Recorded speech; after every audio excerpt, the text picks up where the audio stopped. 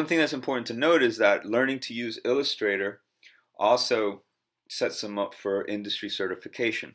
And this is important. It validates the Adobe Certified Associate Industry Certification exam, certifies and validates their skills using vector art. Right? So they can build for portfolio, they can build for showcases, okay? And this gives them a leg up and helps prepare the student for industry and the workforce. So once you've learned to use Illustrators and you've gotten your industry certification exam, the students can then choose to, like I said, make Unit 3, which is to create a STEAM integrated video game where they resume learning to make video games with Unity. And in the process of learning to make Unity, they're applying their Illustrator skills.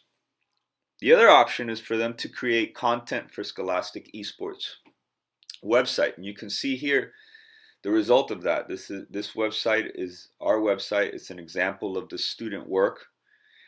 You can see their logos, and you can see the content that they're creating within the website. This is important because they're in the process of creating content. They are also learning to use Dreamweaver, which is an additional industry certification exam. And they're also learning to use Adobe Premiere, whose skills they'll use later when they move on to hosting a fundraiser, game tournament, and portfolio showcase, which is basically Unit 4. So you start with Unit 1, and you get to choose to branch into Unit 2 or Unit 3. However, all students have to apply Unit 4.